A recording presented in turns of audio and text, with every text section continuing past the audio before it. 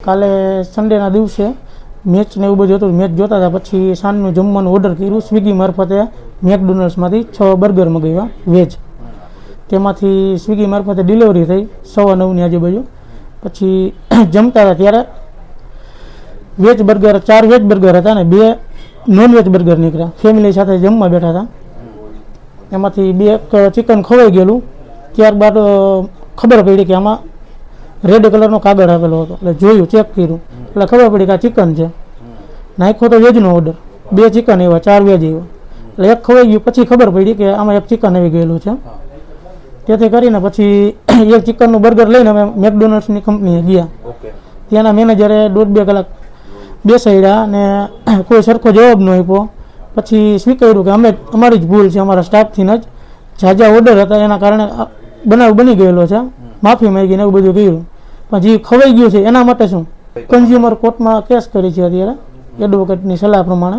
મારા ક્લાયન્ટ છે કેવલભાઈ પટેલ કે જેઓ ગઈકાલે રાતના 9:15 વાગે મેકડોનલ્ડ્સમાંથી 6 બર્ગર મંગાવેલા હતા વેજીટેરિયન.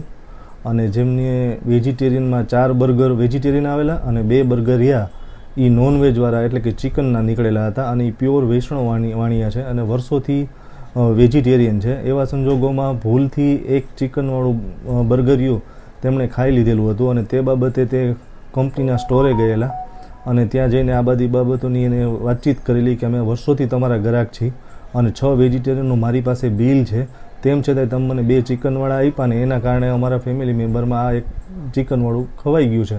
તો એ બાબતે કંપનીવાળાએ બહુ વધુ પડતો કામનો ભરાવો હોય, રસ હોય, ઓર્ડર હોય અને જેના કારણે આવી ભૂલ થઈ ગઈ છે એ માફી માંગેલ છે. પરંતુ આ કારણે મારા ક્લાયન્ટ કે જે વર્ષોથી એકમાત્ર વેજીટેરિયન હોય અને એને ચિકન ખાઈ લીધું છે અને એની આસ્થા સાથે અને એ બાબતે એને જે લાગણી દુભાણી છે તે બાબતે મારી સલાહ લીધેલી છે. અને તે માટે ભવિષ્યમાં કાનૂની સલાહ મળીએ મારા ક્લાયન્ટ મેકડોનાલ્ડ સામે અને લાગતા વળગતા દરેક વ્યક્તિઓ સામે કન્ઝ્યુમર રાહે કાયદેસરની કાર્યવાહી કરવા માટે જવાના છે.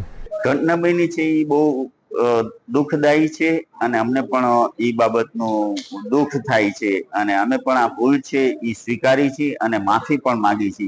ભૂલ એટલા માટે સ્વીકારી છે કે જે કેનાર હોય એ પોતે સાચા હોય, ઉલટાનો એને અમને જાગૃત કર્યા કે અમારી ક્યાં ક્યાં ભૂલ હશે અથવા હોય તો એને સુધારવી. અમે અત્યારે છે ને ઇન્વેસ્ટિગેશન માટે અને જાંચ કમિટી તૈયાર કરીએ છીએ. આમ તો કરી દીધેલી છે. ગવર્મેન્ટમાં ભૂલ થાય છે, પ્રજાથી ભૂલ થતી હોય તો એ બધાનું સંશોધન હોય, એ સંશોધનના આધારે સુધારવાનું હોય કે ફરીને ભૂલ ન થાય આવી. એના અનુસંધાને અમે અત્યારે આગળ વધી રહ્યા છીએ.